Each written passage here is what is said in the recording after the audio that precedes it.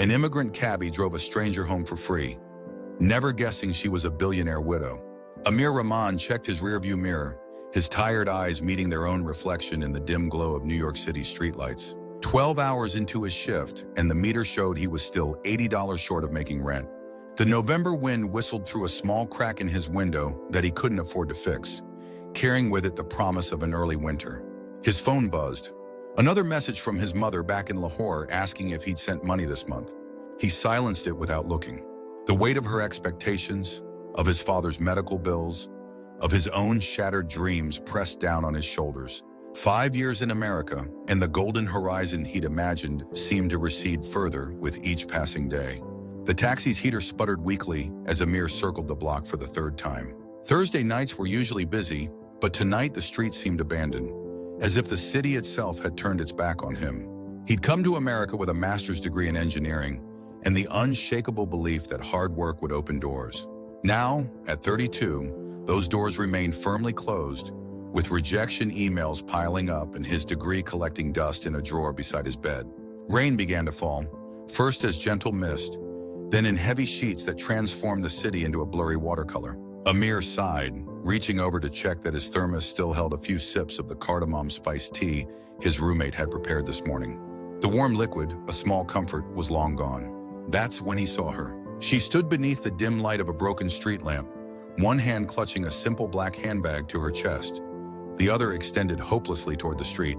The rain had soaked through her elegant gray coat, and despite having clearly been waiting for some time, not a single cab had stopped. Something about her posture, the slight bend of her shoulders, the way she stood like a woman who had once held herself tall but now fought against an invisible weight, made Amir slow his taxi to a stop. She was older than he'd initially thought, perhaps in her 60s, with silver hair plastered to her forehead by the rain. When she saw the taxi, her expression didn't change, as if she'd grown accustomed to disappointment. Only her eyes, a startling shade of blue even through the rain-streaked window, showed a flicker of hope. "Where to, ma'am?" Amir asked as she slipped into the back seat, bringing with her the scent of rain and expensive perfume that had faded throughout the day. "Upper East Side," she said, her voice soft yet clear. "East 78th Street." Amir nodded, pulling away from the curb. The Upper East Side meant money, but something told him this woman wasn't going to be a big tipper. There was a frailty to her that suggested she might be one of those once wealthy New Yorkers, now living on fixed incomes in apartments they could no longer afford to maintain. "Bad night to be caught without an umbrella," he said, attempting conversation, his accent wrapping around the words. She didn't respond immediately, her gaze fixed on the rain-slicked streets passing outside. "I had one," she finally said. "I gave it to a young mother with a baby at the bus stop." Amir glanced at her in the rearview mirror. Her face remained impassive, but her hands, thin and marked with age spots, trembled slightly as she brushed wet strands of hair from her face. "That was kind of you." "It wasn't kindness," she replied. "It was necessity." Silence fell between them, broken only by the rhythmic sweep of windshield wipers and the distant rumble of thunder. Amir navigated through the city streets, watching as neighborhoods transformed from commercial districts to residential areas, the buildings growing taller, more elegant. "You're not from here," she said suddenly, catching his eyes in the mirror. "Pakistan. Lahore." He hesitated, then added, "5 years ago." "And is it what you expected?" "America." The question hung in the air, weighted with implications. Amir's hands tightened on the steering wheel. How could he explain the complexity of his relationship with this country? The hope, the disillusionment, the persistent belief that tomorrow might be different. He began, searching for words that wouldn't sound like complaint or ingratitude. "It's a place of possibilities. Sometimes realized, sometimes not." The woman made a sound, not quite a laugh, more like recognition. "A diplomatic answer." "The true answer," Amir countered gently. The radio crackled with news of a market downturn, forecasts of economic uncertainty. Amir reached to turn it off, but stopped when he noticed the woman's sudden attention to the broadcast. Her expression had shifted, a subtle tightening around her mouth. "Bad news?" he asked. "Just the usual cycle," she replied, sounding suddenly tired. "What goes up must come down." They were approaching her neighborhood now. The streets were lined with elegant townhouses and dormant buildings, their windows glowing warmly against the dark night. Here the sidewalks were cleaner, the air somehow lighter. It was another world, one that existed parallel to Amir's cramped apartment in Queens, where the ceiling leaked and the neighbors fought loudly at all hours. Just ahead on the right, she directed, pointing to a stately pre-war building with a green awning.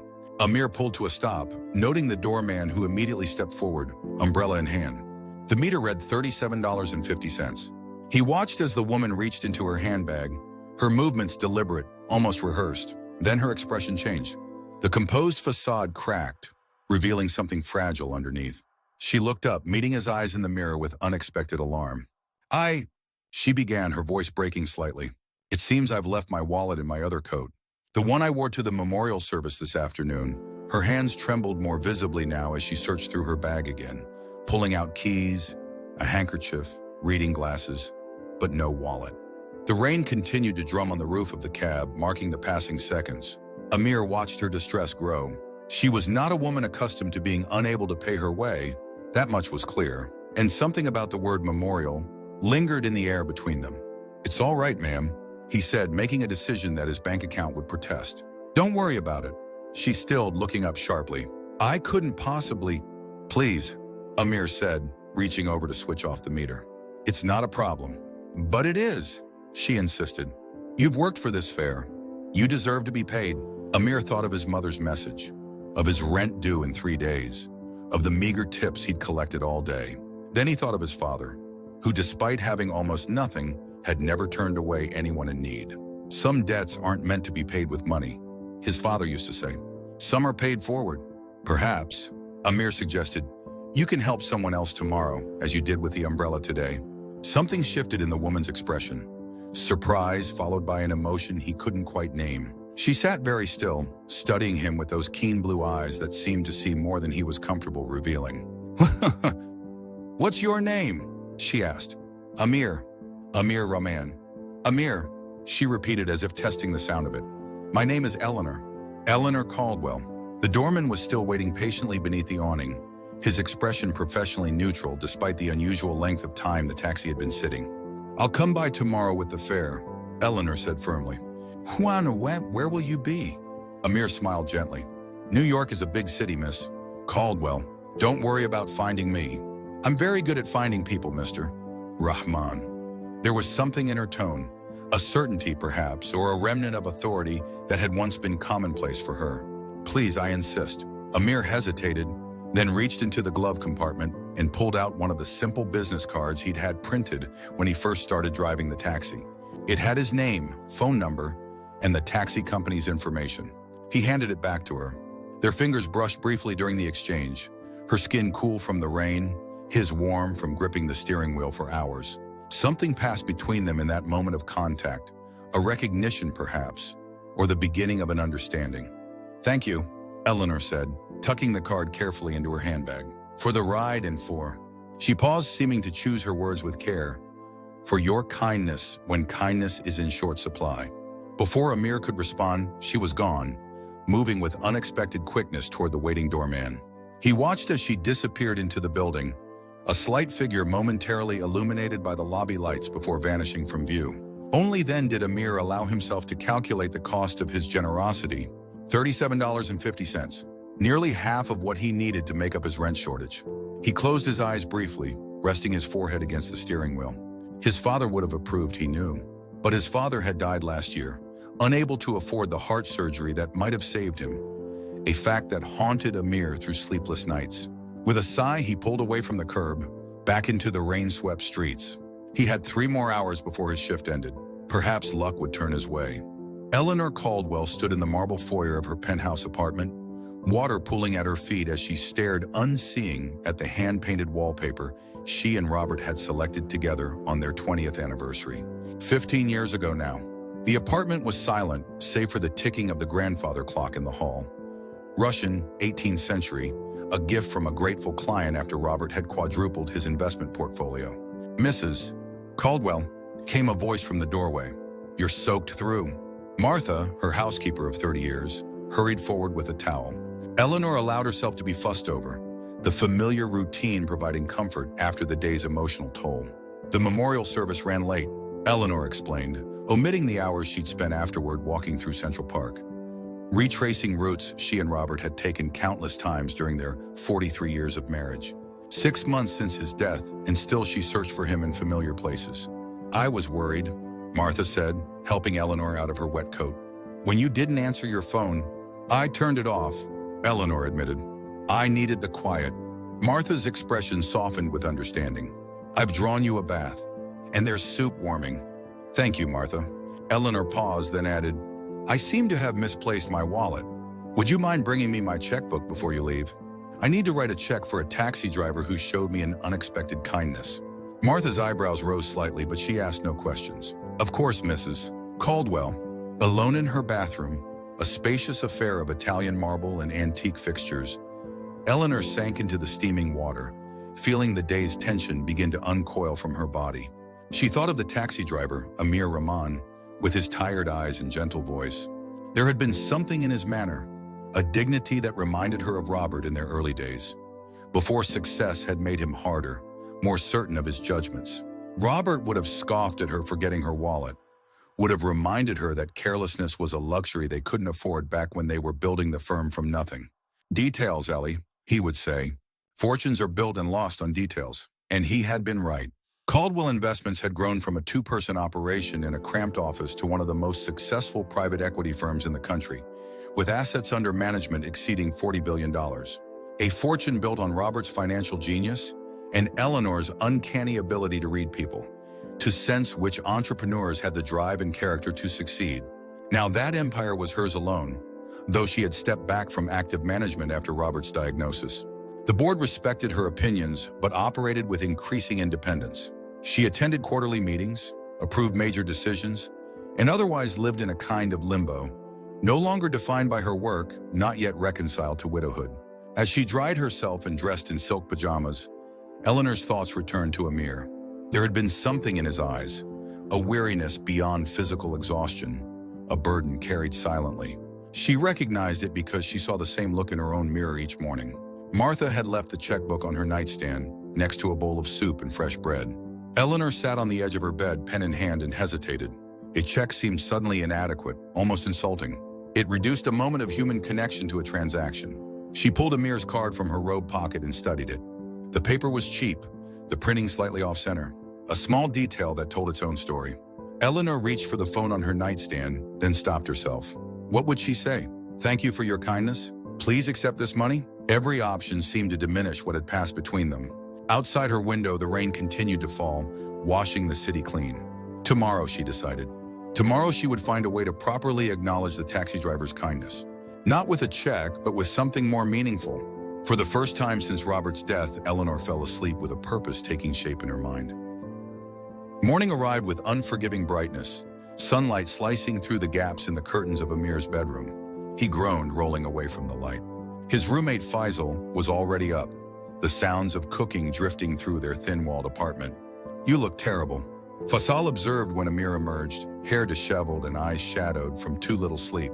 "Late night?" "Early morning," Amir corrected, accepting the cup of chai Faisal offered. Couldn't sleep. The truth was more complicated.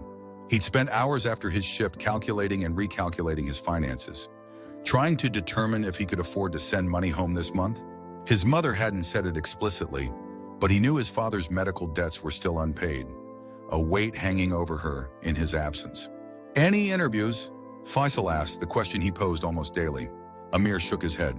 "Nothing yet." Faisal, who worked as an IT specialist at a local hospital, had the good grace not to push further. They'd come to America together, two friends with ambitious dreams. Faisal's path had been smoother. His skills were in higher demand, his accent lighter, his personality more naturally aligned with American directness. "There's a position opening in our IT department," Faisal said casually, sliding a plate of eggs toward Amir. "Not engineering, but it's something. I could put in a word." Pride warred with practicality in Amir's chest. He'd been holding out for a position that matched his qualifications, that would justify the years of study, the sacrifices his parents had made. But with each passing month, that resolve weakened.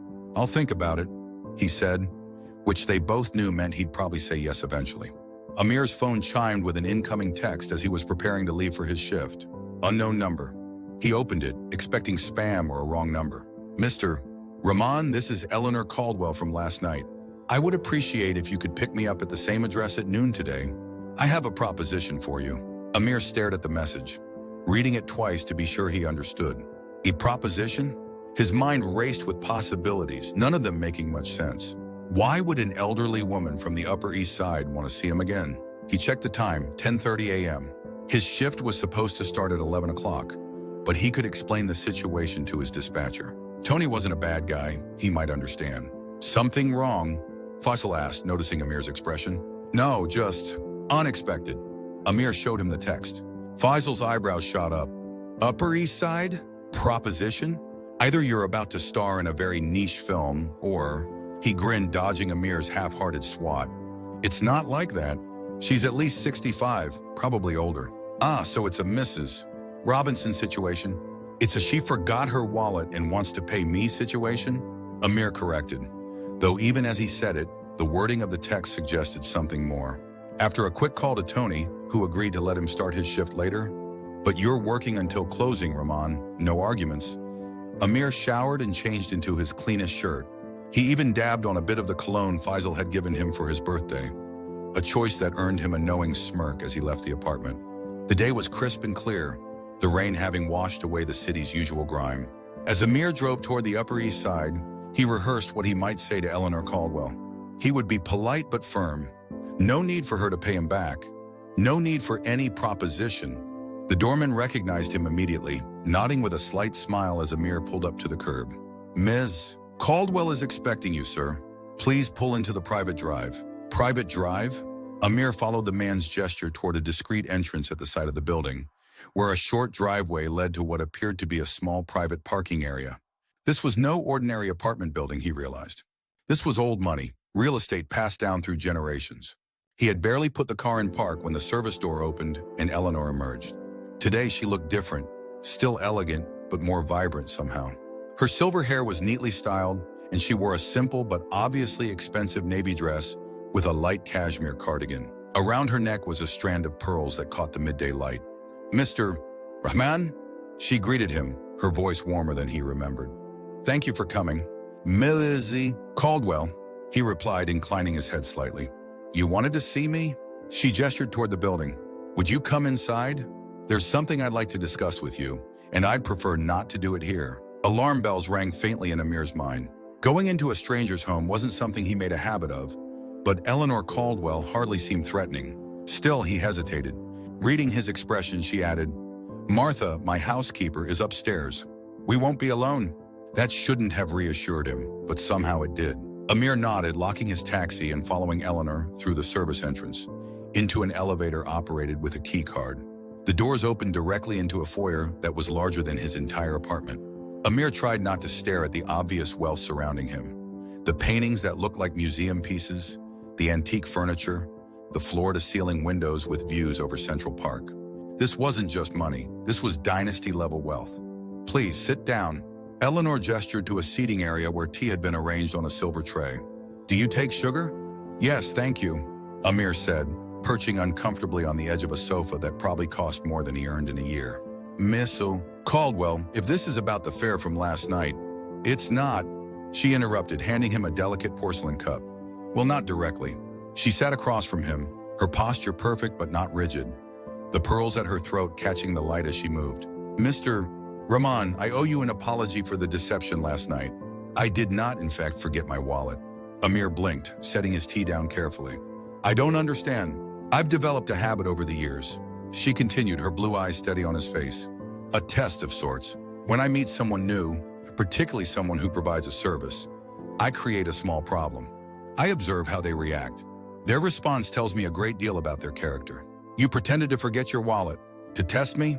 Amir felt a flush of anger rise in his chest. Why would you do that? Because character matters to me more than almost anything else, Eleanor replied simply. And because I've learned that moments of unexpected difficulty reveal truths that no interview or resume ever could. Amir stood, the anger now fully formed. I'm not a laboratory animal, Mrs. to Caldwell. I lost money I needed because I felt sorry for you. I know, she said quietly, and I intend to make that right. But first, I'd like to explain why I asked you here today. Something in her tone, not apologetic exactly, but sincere, made Amir pause. He remained standing but didn't move toward the door. My late husband and I built a company from nothing. Eleanor continued. Caldwell Investments now manages over $40 billion in assets. Robert had a gift for numbers. I had a gift for people. Together, we rarely made a poor investment. She smoothed an invisible wrinkle from her dress. Robert passed away 6 months ago. Sir, it's cancer.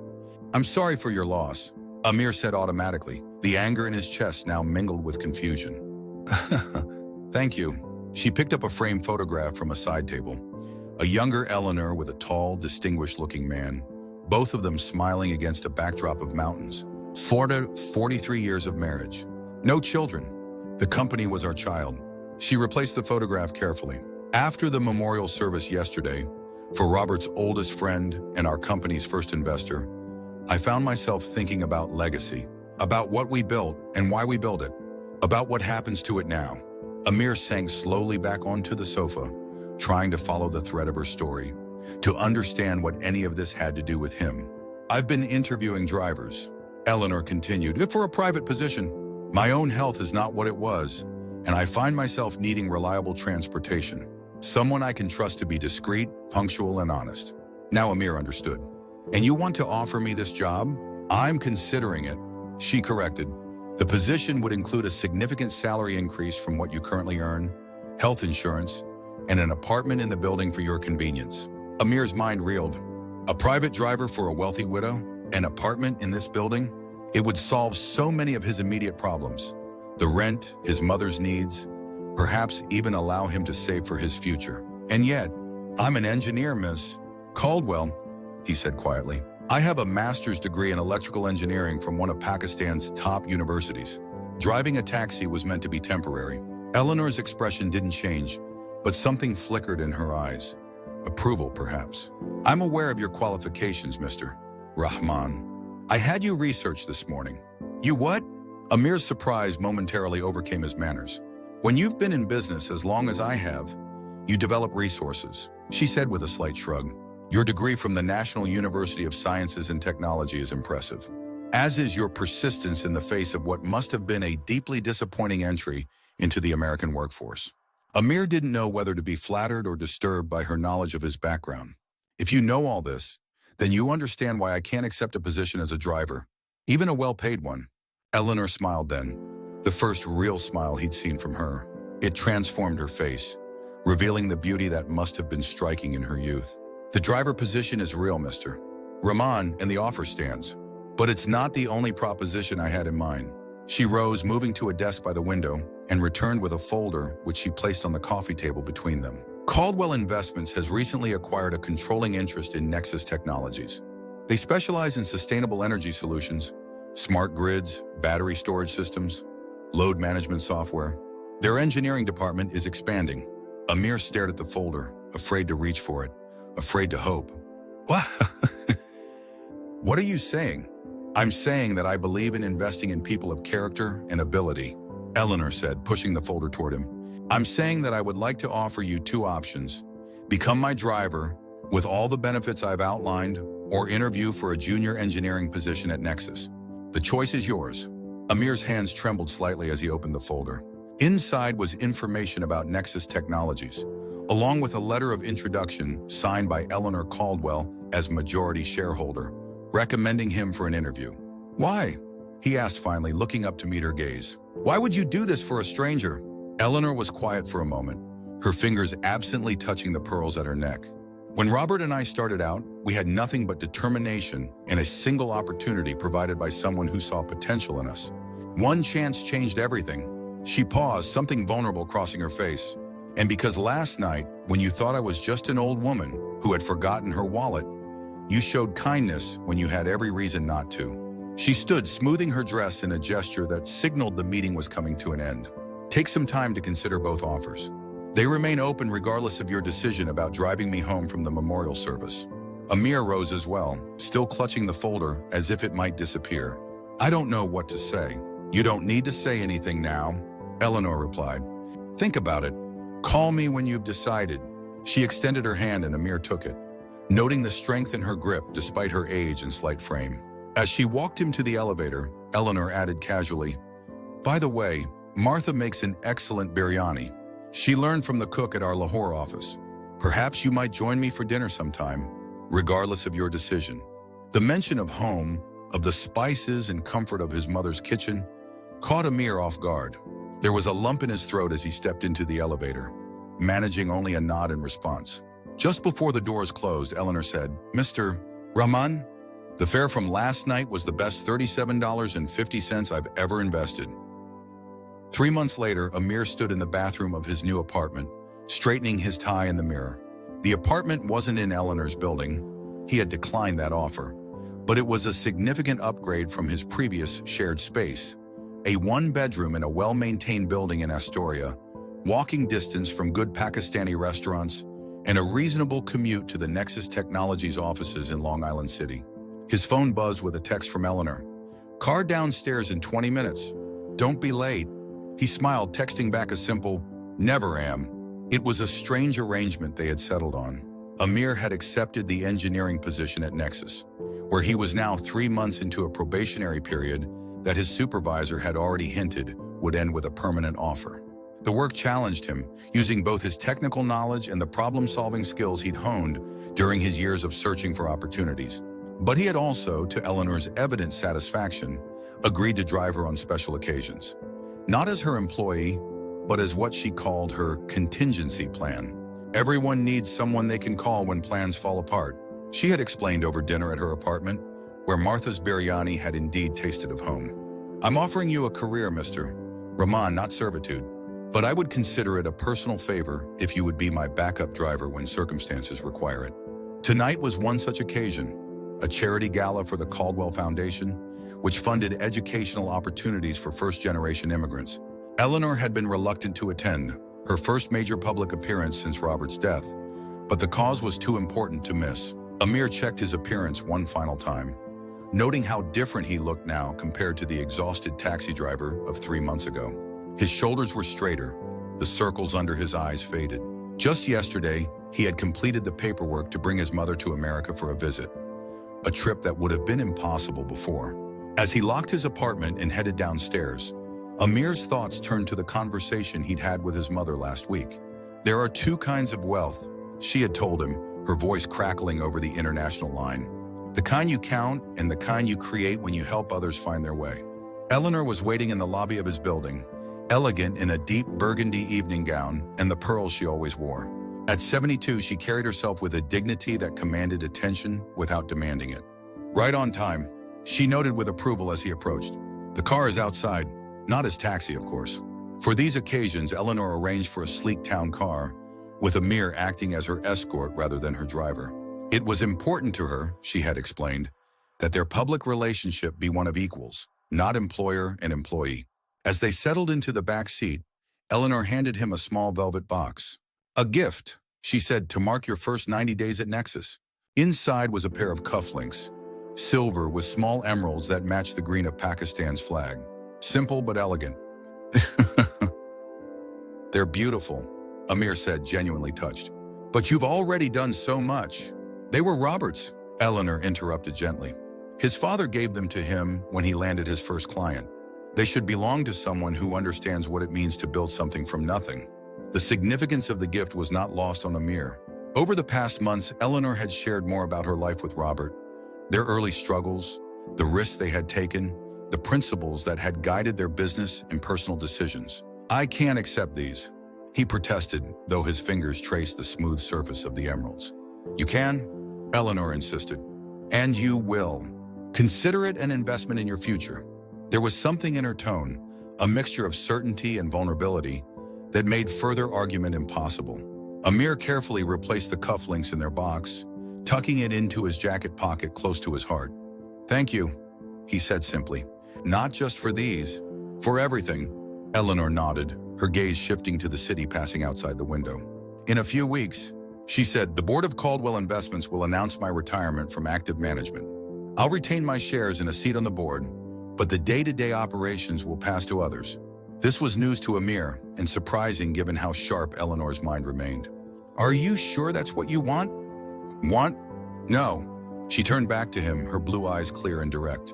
But it's what I need. Robert and I built something remarkable, but his absence has shown me that there's more to life than boardrooms and balance sheets. I want to focus on the foundation, on creating opportunities like the one I was able to offer you. The world needs more Eleanor Caldwells, Amir said, meaning it. She laughed softly.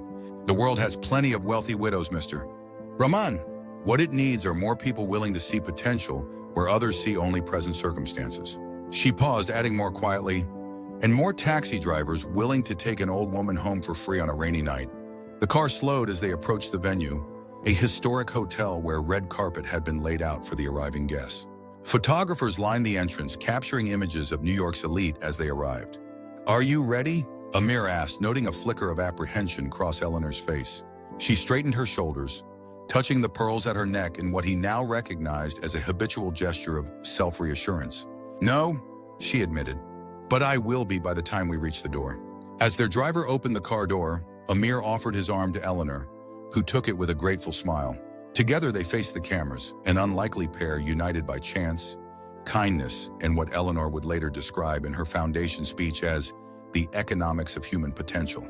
Later that evening, as Eleanor introduced Amir to potential business contacts and spoke proudly of his contributions at Nexus, he understood that what had begun with a free taxi ride had transformed into something far more valuable, a second chance for both of them. For Amir, it was the opportunity to reclaim his professional identity, to fulfill the promise his parents had seen in him, to build a future that honored his past. For Eleanor, it was the chance to define her legacy beyond the billions she and Robert had accumulated, to invest not just in markets and technologies, but in people with the character and determination to make a difference.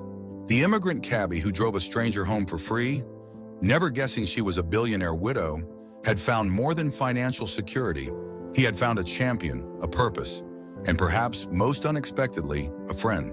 And the billionaire widow who tested a taxi driver's character on a rainy night had found something money couldn't buy: the continuation of her life's most meaningful work, measured not in dollars and cents, but in lives transformed. As they stood together on the balcony of the hotel, looking out over the glittering city that had brought them together, Eleanor raised her champagne glass in a quiet toast. "To unexpected journeys," she said softly. Amir touched his glass to hers. "And to the kindness of strangers."